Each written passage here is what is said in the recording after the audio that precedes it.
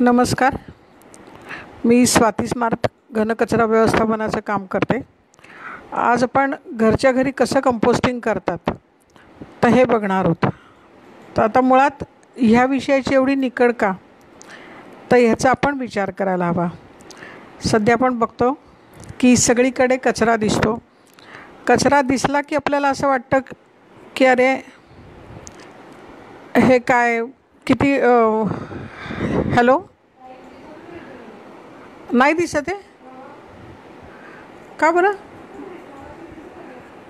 नाही, पण आता ते दिसत आहेत मला. हां, हॅलो, दिसतंय का? दिसतंय का? हॅलो, दिसतंय का? ऐकू येतं आहे का? कारण आता 4 लाईव्ह आहेत. हां, मी दिसते का? हॅलो, का बरं? आवाज येतो आहे ना? हां, बरं, ठीक आहे, आवाज येतो आहे ना? हां, ठीक आहे. तर मुळात आता हा प्रश्न का बरं एवढा निर्माण झाला त्याचा आपण विचार करायला पाहिजे. आपण बघतो तर सगळीकडे आपल्याला कचऱ्याचे ढीग दिसतात. मग आपल्यालाच आपलं शहर गलिच्छ वाटायला लागतं. पण ह्याच्यात हातभार आपण पण लावत असतो की नाही, तर ह्याचा विचार आपण करायला हवा. सध्या इतका कचरा असा का दिसायला लागला आहे? तर वाढती लोकसंख्या हे एक कारण आहेच आहे. पण त्याचबरोबर अलीकडे जो आपण बेसुमार प्लास्टिकचा वापर करतो आहे त्याच्यामुळे हा प्रॉब्लेम निर्माण झालेला आहे. अलीकडे आपण बघतो की अगदी दुधाच्या पिशव्या पण प्लास्टिकच्या असतात, तेलाचे डबे प्लास्टिकचे, शॅम्पू प्लास्टिक, सगळं आपण भाज्या आणल्या की त्या पण प्लास्टिकमध्ये आणतो. आणि नंतर आपण कचरा फेकून देताना कसा देतो? प्रत्येकाने जर नीट विचार केला तर आपण घरातला जो कचरा आहे तर तो सगळा कचरा या प्लास्टिकच्या पिशव्यांमध्ये भरतो आणि त्या पिशव्या आपण कचऱ्यामध्ये टाकतो. तर हे योग्य आहे का? तर ह्याचा विचार आपण करायला हवा. कारण आपण जेव्हा कचरा टाकतो तर आपल्याला असं वाटतं माझ्या घराबाहेर कचरा गेला की माझी जबाबदारी संपली. पण इतका छोटा विचार करून चालणार आहे का? कारण त्या कचऱ्यावर नंतर काही प्रक्रिया होती आहे का? जर प्रक्रिया नसेल होत तर आपण बघतो की नारेगावमध्ये वगैरे की कचऱ्याचे डोंगर साठलेले आहेत. 7-7 मजली बिल्डिंग एवढा कचरा साठलेला आहे. आता तो कचरा आपल्याला आपण आवरता येणार आहे का? त्याचं काहीतरी करता येणार आहे का? पण त्याच्यामुळे होणारे जे परिणाम आहेत तर ते मात्र खूप वाईट परिणाम होत आहेत सगळे. म्हणजे बरं, तो कचरा काही जाळूनही नष्ट होणार नाही किंवा त्याच्यावर आपल्याला काही प्रक्रिया पण करता येणार नाही. तर आता ह्याच्यावर आपण काय करायला पाहिजे? तर ह्याच्यावर आपला उपाय म्हणजे आपण प्लास्टिक वापरणं कमी करायला पाहिजे किंवा बंद करायला पाहिजे. तर आता बंद करणं तर अवघड आहे. कारण कसं आहे की आपल्याला इतकी सवय झाली आहे की प्लास्टिक हा आपल्या आयुष्याचा एक भाग झालेला आहे. मुळात ते चुकीचं आहे, पण तरी पण तो भाग झालेला आहे हे आपण नाकारू शकत नाही. कारण अलीकडे आपण बाजारात गेलो तरी प्लास्टिकच्या पिशव्यांमधून सगळं आणतो. हॉटेलमधून जरी काही मागवलं तर ते सगळं आपल्याला प्लास्टिकच्या पिशव्यामध्येच येतं. तर असं सगळीकडेच म्हणजे आपल्या तेलाच्या बाटल्या प्लास्टिकच्या असतील, शॅम्पू प्लास्टिकचा असेल, तर प्लास्टिक प्रचंड पोकळलेलं आहे. फक्त आता ह्याच्यावर आपण उपाय काय करू शकतो? तर ह्याच्यावर आपला एकच उपाय असेल, म्हणजे आपण हे प्लास्टिक जर वेगळं ठेवलं. तर आता कसं झालेलं आहे की खूप जणं हे प्लास्टिक वेगळं ठेवतात आणि ह्या प्लास्टिकपासून हे ग्रॅन्युल्स तयार केले जातात किंवा रस्त्याच्या वापरामध्ये सुद्धा प्लास्टिक वापरलं जातं. प्लास्टिक एवढं त्रासदायक का आहे? तर ह्याचा आपण सगळ्यांनी विचार करायला पाहिजे. म्हणजे आपण त्याला इतकं लाईटली घेऊन चालणार नाही. कारण पुढे आपल्या ज्या पिढ्या आहेत तर त्यांच्यासाठी, पर्यावरणाच्या रक्षणासाठी, संवर्धनासाठी प्लास्टिक हे अतिशय हानिकारक आहे. त्याच्यासाठी आपल्याला काय करायला लागणार आहे? तर हे प्लास्टिक जर आपण वापरलं तर सध्या काय होतं आपण बघतो की आता पावसाळ्याच्या दिवसात मुंबईमध्ये वगैरे आपण बघतो की इतकी फार वाईट अवस्था होते. त्याचं कारण काय? तर हे सगळं जे प्लास्टिक आहे तर हे नाल्यांमध्ये वगैरे अडकतं. आणखीन ते पाणी नीट वाहून जात नाही आणि त्याच्यामुळे हे सगळं पाणी अडतं आहे. आणखीन हे सगळे प्रॉब्लेम येत आहेत. दुसरं म्हणजे आपण आता बघतो की झाडांची वगैरे संख्या कमी होते का? तर ह्या प्लास्टिकचं विघटन होत नाही आणि त्याच्यामुळे हा त्रास होतो. प्लास्टिक जर जाळलं तर आपल्याला श्वसनाला त्रास होतो, त्यांनी कॅन्सर होऊ शकतो प्लॅस्टिकच्या ह्याच्यात. त्याच्यामुळे प्लास्टिक वापरणं अतिशय धोक्याचं आहे. आपण बघत असतो, आपल्याला खूपदा ते व्हिडिओ दिसतात की बरेचसे मासे किंवा पक्षी किंवा अगदी गायीसुद्धा तर हे प्लास्टिकने मरत आहेत त्यांच्या पोटात ते जाऊन. तर असं हे प्लास्टिक अतिशय वाईट आहे. तर आता ह्याच्यावर आपण काय करू शकतो, तर प्लास्टिक जे आहे तर ते प्लास्टिक आपण वेगळं ठेवायचं आणि ते प्लास्टिक गोळा करायला आपल्या इकडं दारावर बायका येतात, तर आपण त्यांच्याकडे ते प्लास्टिक देऊ शकतो. आणखीन आता अलीकडे बरंचसं म्हणजे लोक त्याच्यावर अभ्यास करत आहेत. आणखीन त्याच्यापासून मग घराचं बांधकाम जे असतं तर त्याच्यातसुद्धा ते वाळू त्याची तयार करून ती त्याच्यासाठी वापरली जाते, म्हणजे त्याच्यात अशी हलकं होतं ते सगळं. तर आता तुम्हाला सांगते की आपल्याला काय करायचं ह्याच्यात. आज आपला मेन प्रश्न तुम्ही आता मनीषाताई बरोबर विचारला की ओला कचरा कोरडा कचरा ह्याची विल्हेवाट कशी करावी. तर आता मुळात आपण काय करायचं आहे, तर कचऱ्याचं वर्गीकरण करायला शिकायचं आहे आणि ते प्रत्येकाने कंपल्सरी करायचं आहे. आता हे वर्गीकरण कसं करायचं, तर ओला कचरा. तर ओला कचऱ्यामध्ये काय काय येतं, तर ओला कचऱ्यामध्ये तुमच्या घरातल्या सगळ्या भाज्यांची देठं, फळांच्या साली, त्याच्यानंतर घरातलं सगळं ते जे काही खरकट वगैरे सगळं असेल ते, त्याच्यानंतर तुमची अंड्याची टरफल असतील, चहाचा चोथा असेल, तर हा जो सगळा असतो तो सगळा ओला कचरा. त्यात निर्माल्यसुद्धा तुम्ही टाकू शकता. आणखीन त्याच्यानंतर आपण काय करायचं आहे की प्लास्टिक जे आहे ते वेगळं त्या बायका येतात ना गोळा करायला, त्यांना देऊन टाकायचं. त्याच्यानंतर फक्त 10% कचरा राहतो तो आपण कचऱ्याच्या गाडीत टाकू शकतो. आता हा जो ओला कचरा आहे तर त्याच्यापासून अतिशय सुंदर असं आपण सेंद्रिय खत घरच्या घरी तयार करू शकतो. आता हे सेंद्रिय खत कसं तयार करायचं, तर त्याची मी तुम्हाला पद्धत सांगते की आता तुमच्याकडे काही पण म्हणजे जर एक ड्रम असेल जुना किंवा आपल्या रंगकाम केलं आपण तर रंगाच्या बादल्या, निळीच्या बादल्या असतात तर त्या असतील किंवा जुना माठ की ज्याच्यात आता पाणी गार होत नाही आहे तर तो माठ असेल, जुनी खोकी असेल, तर ते काय करायचं आपण की त्याला खाली होल पाडायचे. तर खाली होल पाडणं पण कंपल्सरी आहे आणि साईडला पण त्याला होल पाडायचे. मग ते होल पाडले तुम्ही की त्याच्यात काय करायचे, खाली पहिले नारळाचे जे शेंड्या असतात तर त्या नारळाच्या शेंड्या अशा व्यवस्थित मोकळ्या करून त्या खाली टाकायच्या. तर त्या आपण कशासाठी टाकतो, तर त्या याच्यासाठी टाकतो की त्याच्यावर जेव्हा आपण माती टाकणार तर ती माती गळून जाऊ नये आणि त्याचबरोबर हवा लागावी, आणखीन पाणी किंवा हे जे असेल तर ते मात्र निघून जावं. तर म्हणून आपण तिथं प्लास्टिकच्या पहिले शेंड्या टाकतो अशा व्यवस्थित मोकळ्या सुट्ट्या करून. त्याच्यानंतर आपण काय करायचं आहे, तर त्याच्यावर आपण टाकायचं आहे माती. तर मातीचा एक पातळसा थर द्यायचा आहे. मग हे तुम्ही आता लक्षात घ्या, तुम्ही घरच्या घरी सेंद्रिय खत करताना तुम्ही बादलीमध्ये, कुंडीमध्ये, माठात, खोक्यामध्ये किंवा अगदी सिमेंटच्या पोत्यातसुद्धा करू शकतात. तर हे मी प्रथम तुम्हाला सांगते. मग त्याच्यानंतर तुम्ही काय करायचं की माती टाकायची. माती टाकली की तुमचा जो सगळा ओला कचरा आहे तर आता फक्त एक करायचं की जर ते तुम्हाला लवकर आणि चांगलं व्हावं असं वाटत असेल तर आता पालेभाजीच्या ज्या दांड्या असतात तर त्या दांड्या ज्या लांबचे लांब असतात ते त्याचे 4-5 तुकडे केले तर ते आपण कात्रीने कापून पटापट आखी जी गड्डी असते ती धरून आपण तसं करू शकतो. तर आपण हे भाज्यांची देठं वगैरे जे आहे ना तर ते सगळं ते नंतर फळांच्या साली, तुमच्या घरातला जे सगळा ओला कचरा असेल म्हणजे जे नैसर्गिक जो कचरा आहे तर तो सगळं आपण त्याच्यावर ते टाकू शकतो. मग ते असं पसरून टाकायचं व्यवस्थित. चहाचा गाळही त्याच्यात टाकलेला चालतो. असं हे पूर्ण तिथं टाकायचं आहे. अंड्याची सालं असतील तर टरफल तर ती मिक्सरमध्ये काढून टाकायची.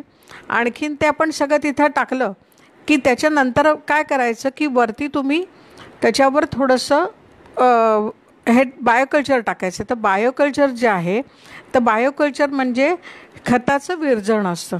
तर जसं आपण दुधाला दह्याचं विरजण लावतो तर तसं खताचं विरजण म्हणजे बायोकल्चर.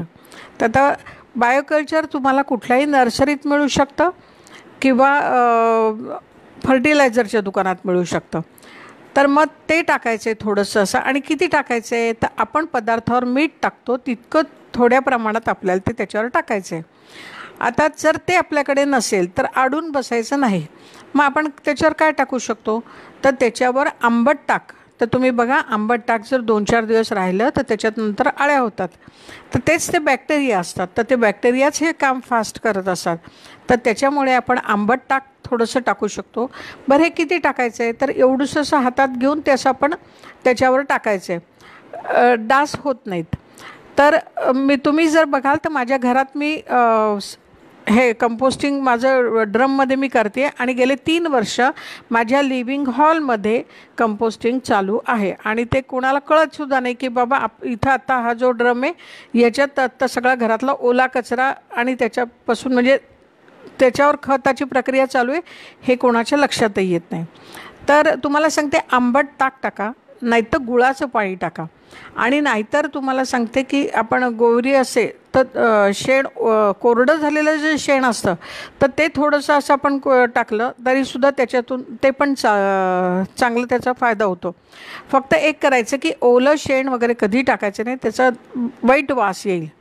आणि त्याच्यानंतर तुम्ही काय करायचं की त्याच्यावर तुमच्याकडे जर पालापाचोळा असेल तर पालापाचोळा टाकायचा. पण मी तुम्हाला सांगेन की पालापाचोळा जर टाकला तर त्याचा व्हॉल्यूम खूप मोठा होतो.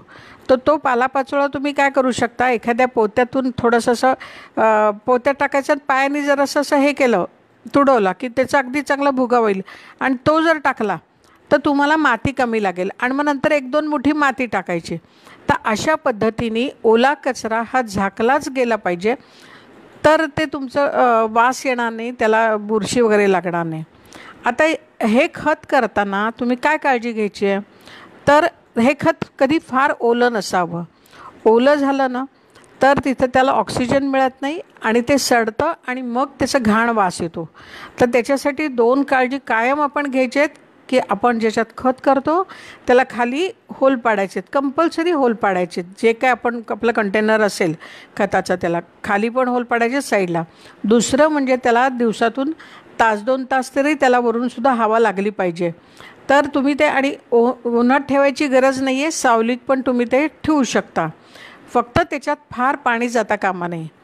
तर आता आपण काय करायचं की ओला कचरा जर आपल्याला त्याच्यात टाकायचा असेल तर ओला कचरा, आता तुमच्याकडे तुम्ही म्हणाल की आता खूप एवढी मोठी आमटी आहे किंवा रस्सा भाजी आहे, तर तुम्ही सिंकवर ते ठेवून त्यातलं पाणी आणि तेल सगळं चाळणीत होता, म्हणजे त्यातलं पाणी आणि तेल सगळं ते निघून जाईल. आणि ते गेलं की मग उरलेली ती जी काय डाळ असेल, भाज्या असतील, तर ते आपल्याला त्या खतात टाकलेलं चालतं. आणि बेसिकली सांगते की कधी आपल्याला जर वाटलं की याचा वास येतो आहे, तुम्ही काही नाही ते थोडंसं हलवा, म्हणजे त्याला ऑक्सिजन मिळेल आणि त्याच्यावर माती टाका थोडीशी अजून, की तुमचं खत प्रक्रिया परत व्यवस्थित चालू होईल. त्याच्यामुळे ह्याच्यात असं घाबरण्यासारखं किंवा ते खराब होतं आहे असं काहीही नाही. हे काळसू नये. म्हणजे आपण आता लहानपणी शाळेत वगैरे मुलांना सांगतो की भाज्यांची हे सालं ते हे डेखं वगैरे त्याच्यात खूप जीवनसत्व असतात हे, आणि आपण हे लोकांना शिकवतो आणि आपणच ते सगळं टाकून देतो. तर त्याच्यामुळे हे जे काळं सोनं आहे हे टाकायचं नाही. आपण जर आज विचार केला की बा आता सगळेजण ऐकतात तर सगळ्यांना माहिती आहे की औरंगाबादमध्ये रोज 400 टनावर कचरा निघतो. आपण बघितलं तर ओला जो कचरा असतो त्यातला, तर त्याचं प्रमाण हे 70% असतं. मग त्या हिशोबाने जर आपण पाहिलं तर जवळजवळ 280 टन हा ओला कचरा असतो. मग ह्या ओल्या कचऱ्यापासून जर आपण खरंच अगदी सिन्सिअरली जर खत तयार केलं गेलं तर आपल्याला केवढं मोठं काळं सोनं आणि माती आपल्याला उपलब्ध होईल ह्याचा सगळ्यांनी विचार करायला हवा. तुम्ही आणि एकदा फक्त घरी खत करायला लागलात आणि त्याच्यानंतर हे खत जर तुम्ही व्यवस्थित तुमच्या घरातल्या झाडांना टाका, किंवा मी तर तुम्हाला सांगेन की ते जे खत आहे तर ते खत त्याच्यानंतर खाली थोडा पालापाचोळा टाका, वरती थोडंसं अजून कोकोपीट टाका आणि त्याच्यावर अगदी थोडीशी एक 10-20% माती टाकून तुम्ही तुमच्या घरात पालेभाज्या वगैरे असं लावा. म्हणजे अगदी तुमच्या बाल्कनीतसुद्धा तुम्ही ते करू शकता. आणि तसं लावलं ना तर तुम्ही बघा की त्याला किती मोठं छान असं फळं फुलं येतात हे तुमच्याही लक्षात येईल. तर त्याच्यामुळे हे अतिशय चांगलं असतं आणि खूप लोक अगदी त्याचा चांगला फायदा करून घेतात. आता तुम्हाला सांगते की एक तुम्ही ना पुण्यात एक प्रिया भिडे म्हणून आहेत, तर सुनील भिडे म्हणून ते CA आहेत आणि त्यांनी 5व्या मजल्यावर गच्चीवर हे सगळं त्यांनी बाग केली आहे. तर त्यांनी काय केलेलं आहे की सगळं जे सोसायटीतला जो सगळा कचरा पालापाचोळा असतो तो सुद्धा त्यांनी 5व्या मजल्यावर टाकलेला आहे वरती नेऊन. त्याच्यानंतर अक्षरशः ते भाजीवाल्यांकडून उरलेल्या ज्या सगळ्या खराब भाज्या असतात त्या घेतात, त्याही टाकतात आणि त्याच्यानंतर त्याच्यात ते त्यांनी झाडं लावलेली आहेत. आणि ते सांगतायत की 5व्या मजल्यावर त्यांच्याकडे पार अगदी आवळा, केळी, त्याच्यानंतर सगळी जांभळं बिंबळं अशीसुद्धा सगळी फळं आहेत आणि खूप भाज्या आहेत. तर आता तुम्हीच बघा की ते गच्चीवर करतायत आणि तरीसुद्धा त्यांना काही प्रॉब्लेम नाही.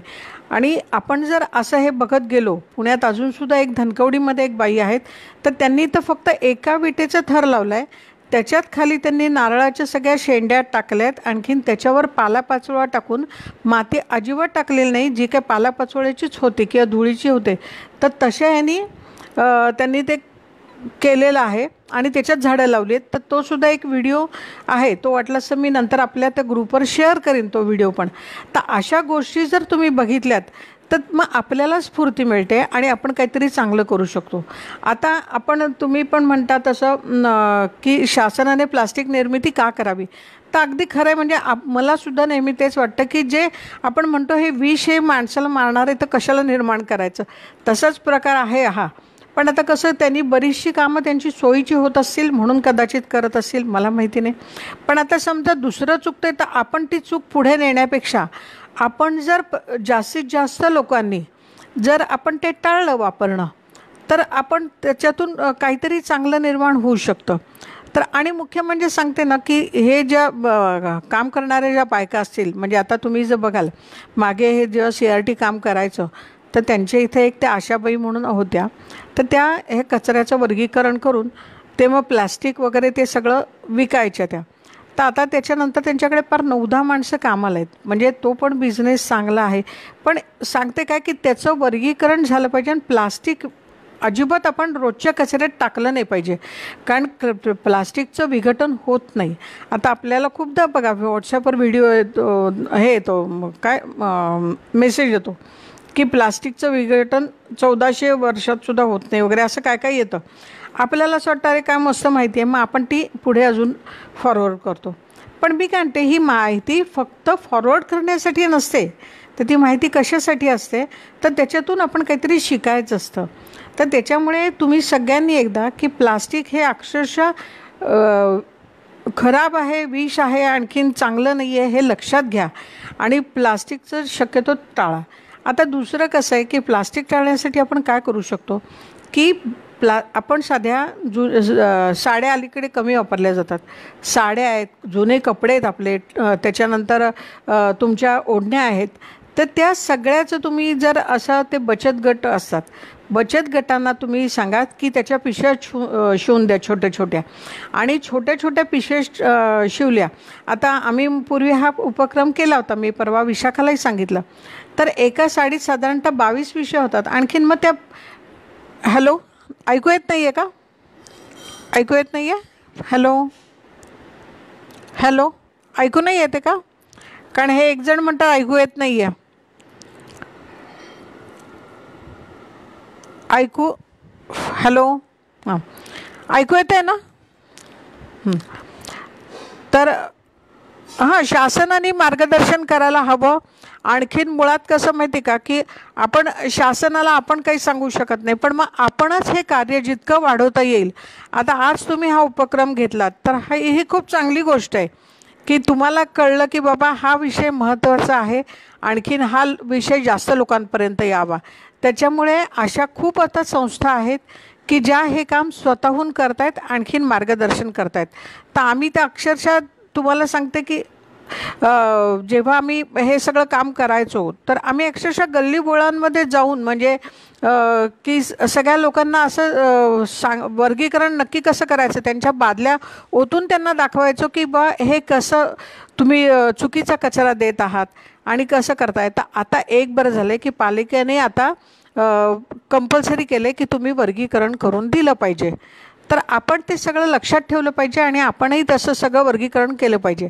आणि मुख्य म्हणजे मी काय म्हणते की हे कार्य ना आपण जसं आपण ज्योतीने ज्योत पेटत जाते असं म्हणतो की नाही, तसं मला कळलं ना की मग मी अजून 2-4 लोकांना सांगावं. तर असं करून जर आपण ते हे करत गेलो कार्य, तर हे कार्य वाढेल. आणखीन हे जेव्हा आपल्याला कळतं की नाही अरे हे खरंच जरुरीचं आहे. म्हणजे आपण काय करतो, एखादं शहर बघतो आणि ते शहर अगदी सुंदर स्वच्छ असलं ना की आपण म्हणतो तिथं किती छान आहे आणि इथं किती वाईट आहे. पण अरे हे वाईट आहे, हे ह्याच्यात आपला पण थोडा सहभाग आहे. मी सुद्धा माझा थोडा कचरा त्याच्यात टाकलेलाच आहे. आपण काय करतो, काही आपण रस्त्यात म्हणजे खायला घेतलं, फुटाणे घेतले, खूपशा लोकांना सवय असते असं घेतात आणि टाकून देतात रस्त्यात. तर ही किती चुकीची गोष्ट आहे. किंवा रस्त्यात थुंकतील, तर ह्या चुकीच्या गोष्टी आहेत. तर हे जेव्हा आपल्याला ह्याचं गांभीर्य कळेल तर तेव्हा आणि मी म्हणते ना की माझा देश, आता तुम्ही स्वराज्य देशा म्हणजे माझं स्वतःचं देश आहे, तर मग माझा देश मी सगळं छान ठेवेन. हे का हां, जनजागृती कशी करायची ना, तर आता मनीषाताई हे बघा, आता म्हणजे तुम्हाला आता तुम्ही हा विषय चांगला समजून घेतला.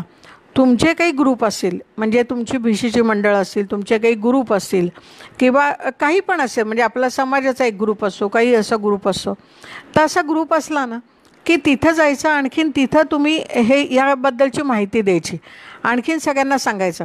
आता ह्याच्यात तुम्ही कसं करू शकता, तुमची सोसायटी असली तर मग की कंपोस्टिंग कोण करतं आहे, त्याच्यानंतर छान केलं तर मग त्यांचं मुद्दाम काहीतरी कौतुक करायचं आणि असं करायचं, म्हणजे त्यांना काहीतरी प्रोत्साहन होईल असं काहीतरी बक्षीस द्यायचं मुद्दाम असं. आणि मग असं करत गेलं ना की मग लोकांना ते वाटतं की अरे हिने केलं आणि हिच्याकडे इतकी छान झाडं आलीत, मग आता मी पण करेन. तर अशा पद्धतीने आपल्याला हे करता येईल. संभाजीनगर कचरा हो झालेलं आहे. आणखीन हो, आणि तुम्हाला सांगते आता म्हणजे तुम्ही जे कोण आहेत ते की हे गेले मी 5-7 वर्ष हे कार्य करते. आणखीन भरपूर म्हणजे खूप ठिकाणी आम्ही याच्यावर जागृतीसाठी आम्ही जाऊन कामही केलेलं आहे. त्याच्यानंतर म्हणजे पर कॉलेजमध्ये असेल, त्याच्यानंतर कन्नड असेल, बीड असेल, तिकडंसुद्धा जाऊन हे सगळं मी कार्य करते. तर तुम्हीसुद्धा मी म्हणते असं प्रत्येकाने, आता तुम्ही मनीषाताई तुम्ही पहिल्यापासून सगळं ऐकताय, तर तुम्हाला काही प्रश्न वाटले तुम्ही मला विचारा. आणि हे कार्य तुम्ही पण स्वतः सुरू करा की तुमच्या इथल्या सगळ्या ग्रुपला जायचं आणि तुम्ही सांगायचं की हे असं असं करा म्हणून. आणखीन एकदा तुम्ही सुरुवात केली ना की तुम्हाला ते जमेल. आपल्याला करूनच जमत असतं, आणखीन माहिती होत असते. आणखीन जितकं आपण काम करत जाऊ ना, म्हणजे आता आपल्याला सुद्धा, आता मी ड्रमचं सुरू केलं तर तेव्हा मला कसे प्रॉब्लेम आले, कारण मी काय केलं, साईडला होल पाडले पण खाली पाडले नव्हते. आणि मग नंतर जेव्हा मला कळलं की अरे नाही हे चुकतंय, म्हणजे याचा वास येतोय, मग मी ते खाली पण त्याला होल पाडले. आता माझं स्वतःचं पण मी एक स्मार्ट कंपोस्टिंग ड्रम असं एक तयार केलेलं आहे, वेगळं माझं असं डिझाईन आहे. मी उद्या तुमच्या फेसबुकच्या पेजवर त्याचा फोटो टाकेन. तर मग मी त्याला काय केलं, खाली स्टँड केला, त्याच्यानंतर खालून पण होल पाडले, नंतर दरवाजा केला त्याला. तर असं हां बरोबर आहे, महिलांनी सहभागी व्हायला पाहिजे. आणि तुमच्या मंडळांमध्ये एकदा तुम्ही सांगितलं ना, कार्यक्रम आपले होतच असतात. आता साधा हळदीकुंकू जरी असलं, काही जरी असलं कार्यक्रम, तर तिथं 4 बायका आल्या की आपण हे कार्य हे करायचं, कारण ही आपली प्रत्येकाची जबाबदारी आहे. तर त्याच्यामुळे आपण सगळ्यांनी हे करायचं आहे मनापासून. तर अजून काही तुम्हाला त्यात प्रश्न वाटत असेल तर सांगा. अरे वा, नमस्कार उद्धवजी शिरसाट सर. हां, तर अशा पद्धतीने तुम्ही करायचं. हे अतिशय मी तुम्हाला आता सांगितलं तसं की खाली तुमचा माठ असो, त्याच्यानंतर तुमच्याकडे काही प्लास्टिकची बादली असो, प्लास्टिकचा ड्रम असो, त्याला खाली होल पाडायचे, साईडला होल पाडायचे. खाली तुम्ही काय करायचं की आणि खाली चांगले 4-5 असे होल पाडून घ्यायचे. आणि तुम्हाला सांगते, तुम्ही हे असतं काय म्हणतात त्याला, पण ड्रिलिंग मशीन, तर त्यांनी होल पाडू शकता. नाहीतर माठाला अगदी स्क्रूड्रायव्हरने जरी असं फिरवून पाडलं तरी ते होऊ शकतं. तर काय करायचं, ते होल पाडायचे. त्याच्यानंतर नारळाच्या ज्या शेंड्या असतात त्या मोकळ्या सुट्या करून जराशा त्या खाली टाकायच्या. त्या कशासाठी टाकायच्या मी सांगितलं तुम्हाला, की त्याच्यामुळे कसं होतं की माती जी आपण टाकतो तर ती माती गळून जात नाही, पण त्याचबरोबर पाणी मात्र गळून जातं आणि हवा पण लागू शकते. तर म्हणून आपण नारळाच्या शेंड्या खाली टाकतो. त्याच्यावरती आपण मातीचा एक लेयर देणार आहोत. मातीचा लेअर दिला की किंचित पाणी हे टाकायचे. किंचित पाणी म्हणजे किती किती माती कोरडी नाही वाटली पाहिजे, पण चिखलही झाला नाही पाहिजे. म्हणजे आपण पहिला एक पावसाचा शिडकावा येतो नुसता, तर तितकं जसं असतं ना पाणी, म्हणजे जस्ट असं ओलसर होतं, नुसता तो मातीचा वास येतो, मृदगंध आपण म्हणतो त्याला, तर तितपतच आपण ते टाकायचे पाणी, किंचित शिंपडायचे. आणि त्याच्यानंतर आपण घरातला सगळा ओला जो कचरा आहे तर तो सगळा पसरून टाकायचा आहे. आता हा कचरा तुम्हाला सांगते, जर एक 3-4 इंचाचा थर झाला तर त्याच्यानंतर मग आपण काय करायचं की त्याच्यावर आंबट टाक, गुळाचं पाणी किंवा शेणाची गोवरी जी असते की नाही, तर ती जरा अशी कुस्करून तर ती थोडीशी आपण त्याच्यावर टाकू शकतो. किंवा तुम्ही हे टाकू शकता बायोकल्चर. तर बायोकल्चर किती टाकायचं आहे, तर एक असं चुटकीभर मीठ कसं टाकतो की नाही, तर तसं तेवढंसंच त्याच्यावर बायोकल्चर टाकायचं आहे. आणि त्याच्यानंतर असेल तुमच्याकडे पालापाचोळा, तर पालापाचोळा अगदी चुरा करून टाकायचा आहे, नाहीतर नुसता मातीचा पातळसर थर द्यायचा आहे, म्हणजे 2-4 मुठी त्याच्यावर माती टाकायची आहे. ते इतकं साधी ती हे आहे. आणि त्याच्यानंतर काय करायचं आहे, 10-12 दिवसांनी नुसतं त्याला असं काठीने असं हलवायचं. ते किती साधेपणाने हलवायचं की फक्त खालपर्यंत त्याला हवा लागली पाहिजे, ह्याच्या पलीकडे काही नाही. आणि अशा पद्धतीने जर तुम्ही बघाल तर 3 महिन्यात अतिशय उत्तम खत तयार होतं. आता तुम्ही विचाराल खत झालेलं कसं समजायचं, तर खत झालेलं असं समजायचं की जर त्याला वास नसेल आणि ते मातीसारखं दिसत असेल, जसं ओलसर मातीचा वास येतो की नाही तसा त्याचा वास येतो, तर तसं जर झालं ते, तर त्याच्यामुळे काय होतं की ते खत झालेले असं समजायचं. मग त्याच्यानंतर आता तुम्हाला सांगते, तुम्ही माठात सुरू केलं तर एक माठ भरला, तर त्याच्यानंतर दुसरा माठ करावा. आणि दुसरा भरला की पहिल्यातलं बघावं, ते जर झालं असेल तयार तर ते वापरायला घ्यावं. आणि मग दुसरा माठ तोपर्यंत तसाच ठेवावा. तर अशा पद्धतीने तुम्ही माठातसुद्धा करू शकता, नाहीतर मोठ्या ड्रममध्ये सुद्धा करू शकता. आणि मी जसा खाली दरवाजा केला आहे माझ्या ड्रमला, आणि मग मी काय करते 3-3.5 महिन्यांनी खालचं झालेलं खत असतं तर ते तिथून काढून घेते. आणि मग त्याच्यानंतर आता आम्ही फ्लॅटमध्ये राहतो, माझ्याकडे माती उपलब्ध नसते. मग मी काय करते की ओला कचरा टाकला की त्याच्यावर टाकायला जे परत लागतं माती, तर मी हे जे खत असतं की नाही तर त्यातलं थोडंसं माझ्या कुंड्यांमध्ये टाकते आणि थोडंसं परत इथं टाकते. तर आता मी तुम्हाला सगळ्यांना तेच सांगेन की तुम्ही हे जे खत निघतं, म्हणजे तुमच्या घरचा जो ओला कचरा आहे, तर हे काळं सोनं आहे हे लक्षात घ्या.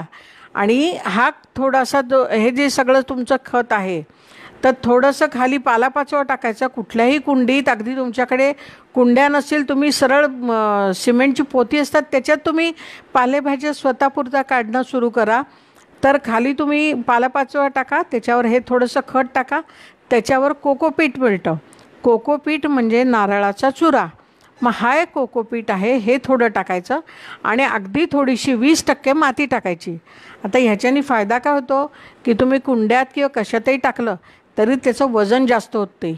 दुसरं म्हणजे कोकोपीटमुळे कसं होतं की स्पंज कसा असतो, तो जसं पाणी आपण धरून ठेवतो आणि त्याच्यात हवा खेळती राहते, तर ते कार्य हे कोकोपीट करत असतं. तर त्याच्यामुळे तुम्हाला माती कमी लागते. आणखी माती कमी लागली की तुमचं म्हणजे कमी वजनामध्ये, आणि मग पाणी पण तुम्हाला कमी लागतं त्याच्यामुळे त्या झाडांना घालायला. आणि तुमच्या कंपोस्टमध्ये तर तुमचं पीक छानच येतं. तर अशा पद्धतीने तुम्ही त्याच्यात फुलं काढू शकता, त्याच्यानंतर तुम्ही पालेभाज्या काढू शकता. आपल्याला घरात पुदिना, कोथिंबीर, मेथी ते रोज लागतं, त्या गोष्टी तुम्ही करू शकता. तर हो, अगदी नक्की मला कौतुक वाटेल की मी नक्की ते सगळं बघायला येईन. आणखीन सगळ्यांनी करायलाच पाहिजे. तर तुम्ही आणखीन हे कार्य, आता तुम्हाला ही सगळी माहिती मिळाली आहे, मी 2दा सगळी माहिती डिटेलमध्ये सांगितलेली आहे. तर अशा पद्धतीने तुम्ही खरंच करा. आणखीन मलाही हो, अगदी खरंच आहे. तर त्याच्यामुळे खरंच ते अगदी चांगलं काळं सोनं आहे आपलं ते. आणखीन त्याच्यामुळे मग आपण त्या काळ्या सोन्यातून आपण खरंच काही पण पिकवू शकतो आणि हा तुम्हाला अनुभव येईल. आणि मी तुम्हाला काय करेन, हां मी तुम्हाला काय करते की ज्या लोकांनी व्हिडिओ हे केलेत ना, म्हणजे गच्चीवर ह्या नुसत्या फक्त पालापाचोळा आणखीन घरच्या खरकट्यातून ज्यांनी बागा फुलवल्या आहेत, तर ते जे व्हिडिओ माझ्याकडे आहेत, ती जी माहिती आहे, तर मी ती नक्की तुमच्या पेजवर तुम्हाला पाठवून देईन. आणखीन मग तुम्ही ती तुमच्या पेजवर शेअर करा. मी तुम्हाला व्हॉट्सॲपवर तरी टाकेन, नाही तर तिकडे टाकेन. तुम्ही त्याच्यावर शेअर करा, म्हणजे मग ती सगळ्यांना अगदी चांगली डिटेल माहिती मिळेल. नाही, दुर्गंधी येत नाही. माझ्याकडे जो आहे ना, आता मी फ्लॅटमध्ये राहते, माझ्याकडे एकही बाल्कनी नाही. त्याच्यामुळे मग मी काय करते, माझी हॉलच्या एका कोपऱ्यामध्ये मी ठेवलेलं आहे. आणखीन त्या हॉलच्या कोपऱ्यात ठेवूनसुद्धा त्याचा वास येत नाही, आणखीन काही नाही. तर तुम्ही बघू शकता अगदी येऊन, तर त्याची दुर्गंधी वगैरे येत नाही. मी तुम्हाला काय सांगितलं, दुर्गंधी कधी येते की जर त्याच्यात तुम्ही पाणी जास्त टाकलं ना, तर दुर्गंधी येते. कारण पाण्याने ते सडतं आणि आपल्याला हे काय करायचं आहे, तर आपल्याला हे कुजवायचं आहे. त्याच्यामुळे कुजवण्यासाठी ते कोरडं पण नको, ओलं पण नको, किंचित असं ओलसर पाहिजे. म्हणजे फार त्यात पाणी नकोच. आपल्या कचऱ्यातलं जो सगळं ओलं पाणी असतं ना, तेवढं त्याला सफिशियंट आहे. तर त्याच्यामुळे त्याच्यावर पाणी मारू नका. आणि मी तुम्हाला सांगितलं तसं आमट्या भाज्या जास्त टाकू नका, तर त्याच्यानंतर काही तुम्हाला प्रॉब्लेम येत नाही. आणि अधूनमधून तुम्ही जर त्याच्यात नीम पावडर टाकली, तर मग त्याच्यात बाकी काही इतर चिटण ते काही होतसुद्धा नाही. तर अशा पद्धतीने तुम्हाला हे चांगलं करता येईल. तुम्हाला अजूनही काही प्रश्न असतील तर सांगा, कारण माझं हे आता मला असं वाटतं कंपोस्टिंगवर माझं बऱ्यापैकी सांगून झालेलं आहे. हॅलो, तुम्हाला अजून काही विचारायचं आहे का? काय विचारायचं आहे? काही तुम्हाला प्रश्न असतील तर विचारा. तर तुम्हाला आता म्हणजे मी तुम्हाला आत्ता पूर्ण वर्गीकरण कसं करायचं ते सांगितलं. त्याच्यानंतर काळजी काय घ्यायची ते सांगितलं. काळजी फक्त पाणी जास्त नाही झालं पाहिजे, हीच मेन काळजी आहे त्याच्यात. आणि जरी चुकून आपल्याकडून झालं त्याच्यात पाणी जास्त, वास आला, तरी ते थोडंसं हलवायचं. त्याला ऑक्सिजन लागला की तो वास निघून जातो. आणि त्याच्यात माती जरा जास्तीची टाकायची की ते सगळं व्यवस्थित होऊन जातं. किंवा आपण कागद असे तुकडे करून बारीक ते टाकले तरी ते कागद त्यातलं जे जास्तीचं पाणी असेल तर ते सगळं पाणी ॲब्सॉर्ब करून घेतं. तर अशा पद्धतीने सुद्धा तुम्हाला ते करता येण्यासारखं आहे. तर हॅलो, तुम्हाला काही प्रश्न विचारायचे असेल तर विचारा. हॅलो, प्लास्टिकच्या वस्तूचं काय करायचं तुम्हाला सांगते की आता तुमच्याकडे ज्या काही प्लास्टिकच्या वस्तू आहे, आपण हे बघा प्लास्टिक टाळू तर शकतच नाही आहे. तर त्याच्यामुळे आपल्याकडे आता आणि वाटतं पण अगदी घासण्या असेल, कंगवे असतील, ब्रश असेल, असं खूप खूप खूप प्लास्टिक असतं. तर आपण काय करायचं की घरात तुम्ही सगळं ते प्लास्टिक साठवा आणि दर आठवड्यातून एकदा तुमच्याकडे त्या खाली बायका येतात बघा की हे करायला, सगळं ते प्लास्टिक गोळा करायला बायका येतात. तर आपण जर त्यांना असंच हे करून दिलं तर त्या बायकांना आनंद होईल, कारण त्यांची रोजीरोटी त्याच्यापासून चालते. तर त्याच्यामुळे त्या अगदी खुश होतील किंवा आपल्याला ह्यांनी दर आठवड्यात हे आपल्याला देतात म्हणून. तर त्याच्यामुळे तुम्ही काय करा की ते प्लास्टिकचा हे बघा, आता कोरडा कचरा याचं काय वर्गीकरण करावं, म्हणजे हे बघा तुम्हाला सांगते, प्लास्टिक जे आहे ना, तर मी तुम्हाला सांगितलं तसं की प्लास्टिकचे ज्या काय पिशव्या असतील त्या पिशव्या, प्लास्टिकच्या बाटल्या असतील, कंगवे असतील, ब्रश असतील, घासण्या असतील, त्याच्यानंतर तुमचं अजून काय साधे शॅम्पूचे सॅशे असेल, काही पण असं, कारण खूप प्लास्टिक म्हणजे खूप निघतं. तर ते सगळं काय करायचं की तुम्ही काय करा की एखादी पिशवी घरात ठेवायची आणि त्याच्यात ते सगळं टाकून द्यायचं. आणि ह्याच्यासाठी मी तुम्हाला असं सांगेन की तुमची घरातली छोटी मुलं असतील ना, तर त्याला सांगायचं की सगळं प्लास्टिक वेगळं कर. आणि मग मुद्दाम 4 लोकांसमोर सांगायचं की ह्याला ना आमच्या इतकं कळतं की प्लास्टिकचं कचऱ्यात जाता कामा नाही, तर आमचा मुलगा वेगळं ठेवतो बरं का. मग त्या मुलाला सुद्धा कौतुक वाटेल की आईने माझं कौतुक केलं बा 4 लोकांमध्ये. आणि मुख्य म्हणजे जसं कौतुक होईल त्याचबरोबर त्याच्यावरती संस्कार होतील की प्लास्टिक हे कचऱ्यात जाऊ द्यायचं नसतं. आणि मग त्याला सांगायचं की काय होतं बरं, सांग बरं प्लास्टिकने. तर मग तो सांगतो की नाही, त्याचं विघटन होत नाही, मग पुढे झाडं राहणार नाहीत, मग ते पाण्याच्या ह्याच्यात जाईल, म्हणजे जिवंत झऱ्यामध्ये, मग पाणी खराब होईल. तर असं त्याला ते त्याच्या मनावर ठसवत राहायचं. मग ह्याच्यामुळे काय होईल की मुलांना ते प्लास्टिक किती वाईट आहे ते कळेल. आणखीन मुद्दाम त्याला 2-4दा सांगितलं ना की त्याच्या मनात ते अगदी घट्ट बसून जाईल. ते संस्कार होतील आणि हे संस्कार आपल्याला पुढच्या पिढीत न्यायचे आहेत की बा तुम्ही हे प्लास्टिक वापरू नका. आणि समजा आता काही कारणाने की आता हॉटेलचे पण प्लास्टिकचेच डबे येतात, तर काही पण असं कारणाने आता आपल्याला तेलाची पिशवी प्लास्टिकची येते, म्हणजे असं पण किती नाही म्हटलं तरी आपण फार प्लास्टिक टाळू शकत नाही. तर ते जे प्लास्टिक आहे ना, तर ते आपण काय करायचं की ते सगळं वेगळं ठेवायचं. आणखीन ज्या केर गोळा करणाऱ्या बायका असतात तर त्या बायका आल्या की त्यांना देऊन टाकायचं. आता तुम्हाला सांगते तिसरा कुठला कचरा असतो, तर आता आपल्या घरातलं तुम्हाला सांगते की म्हणजे ते सॅनिटरी नॅपकिन्स असतील, त्याच्यानंतर घरातलं काही आता सिरिंज असतील, सगळ्यांना अलीकडे पेशंट वगैरे असतात, मग ते सिरिंज असतात. त्याच्यानंतर जे आपण औषधाच्या गोळ्या घेतो, तर त्या ज्या औषधाच्या ज्या गोळ्या असतात तर त्याच्या स्ट्रीप असतात, तर त्याचंसुद्धा विघटन होत नाही आणि ते सुद्धा म्हणजे ते काही आपल्याला त्या बायकांना देता येत नाही. तर ते असेल, तर त्याच्यानंतर काही ब्लेड्स असतील, त्याच्यानंतर तुमच्याकडे काही लाईट गेले, बल्ब गेले, काही गेलं, तर असा जो सगळा कचरा आहे, तर हा कचरा फक्त तुम्ही काय करायचं की कचऱ्याच्या गाडीला द्यायचा.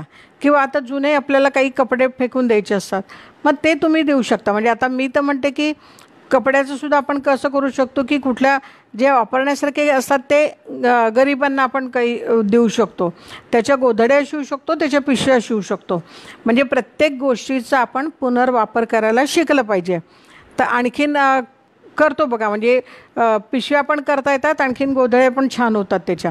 तो भाग झाला. त्याच्यानंतर आता काय असतं, अंडरगार्मेंट्स वगैरे असतात, तर ते टाकून द्यायचं. ते सगळं त्याच्यात ते आपण टाकून देऊ शकतो. थर्माकोलला आता तर बंदी आहेच आहे, पण थर्माकोल वगैरे जरी असलं तरी ते सुद्धा इकडं हे टाकून द्यायचं. त्याच्यानंतर आपण डेकोरेशन वगैरे करतो, मग ते सामान असतं तसं. तर अशा पद्धतीने आपल्याला वर्गीकरण चांगलं आपण ते करायचं. आणखीन ओला कचरा म्हणजे जो आपण सगळं किचनमध्ये सगळं जे वापरतो ना, जे नैसर्गिक जो कचरा आहे, त्याच्यानंतर फुलं असतात आपल्याकडे, त्याच्यानंतर कुंड्याचं असतील तर कुंड्यांमध्ये जो पालापाचोळा पडतो तो पालापाचोळा असेल, तर अशा पद्धतीने हे सगळं जे ओला कचरा आहे तर त्या सगळ्यापासून आपण छान खत तयार करू शकतो. आणि त्याच्यासाठी फक्त इच्छाशक्तीची गरज आहे. त्याच्यासाठी तुम्हाला एक पैसासुद्धा खर्च पडू शकत नाही. तुम्ही घरातल्या तुमच्या आहे त्या पद्धतीने तुम्ही ते करू शकता. तर तसं ते करायचं आहे. थँक्स व्यंकटेश, नाही कोण व्यंकट होणार आहे. तर अशा पद्धतीने तुम्ही ते करायचं आहे. आणखीन हे आता कार्य तुम्ही आता लक्षातच धरायचं. आता छान पावसाळा आहे, तुम्ही आता सुरू करा मस्त. तुम्हाला आता 1-2 महिन्यात तुमच्या घरी तुम्हाला फुलं किंवा कुठली तरी आता भाज्या, बरं तुम्हाला सांगते भाज्यासुद्धा तुम्ही असं म्हणाल की मला आता माझ्याकडे भाज्यांच्या बियाणे, आपल्या घरात मेथी असते, धने असतात, आपण त्याच्यापासून ते लावू शकतो. कुठल्या आपण आता वालाच्या वगैरे आपण ते घेतो कडधान्य, त्याचे त्या लावू शकतो. तर त्याच्यापासून वालाचे शेंगा वगैरे मिळू शकते. तर अशा पद्धतीने मी काय म्हणते, खूपदा आपण काय करतो माहिती का, कारणं शोधतो की मी ना हे झालं की हे करेन. तसं नाही, मी आजपासून सुरू करेन. तुम्ही आता आज ऐकलं की नाही, तर तुम्ही आता उद्यापासूनच तुमचा ओला कचरा असं शपथच घ्यायची की माझा ओला कचरा मी बाहेर देणार नाही. आणि तुम्ही हे जर ठरवलं ना तर तुम्ही हे करू शकता.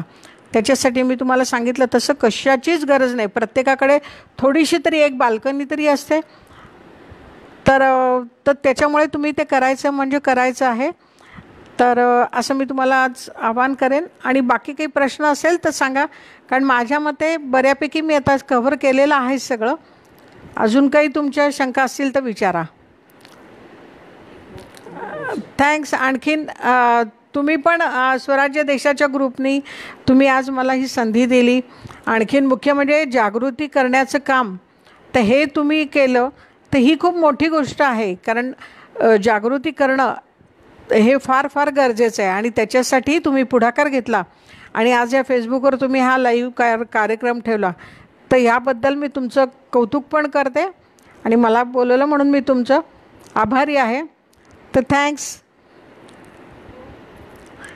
नक्की नक्की नक्की. आणखीन बऱ्याच ठिकाणी म्हणजे माझं म्हणजे मी बोलायला जाते, पण बऱ्याच ठिकाणपर्यंत तसं पोचवायचा प्रयत्न केला आहे आणि आज आता तुमच्या फेसबुकनी पण बऱ्याच ठिकाणी जाईल.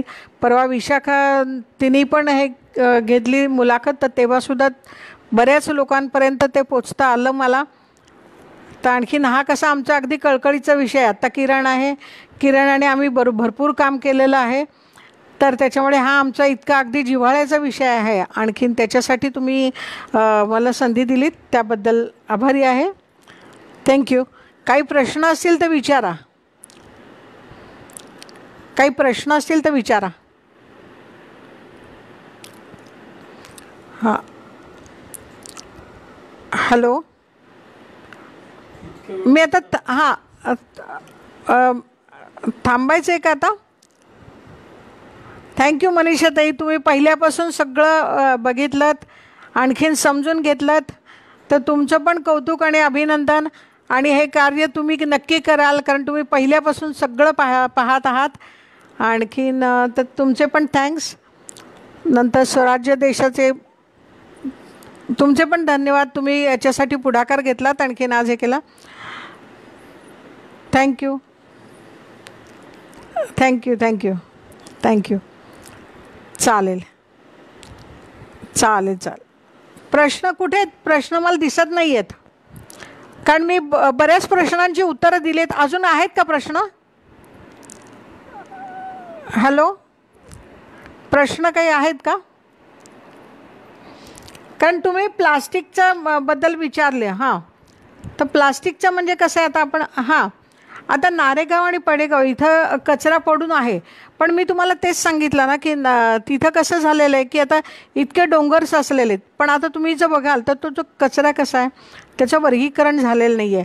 तो कचरा लोकांनी आपलं पिशव्यांमध्ये बांधायचा, आणखीन तो कचऱ्याच्या गाड्या यायच्या आणि ती कचऱ्याची जत्रा पूर्ण इथून नारेगावपर्यंत जायची.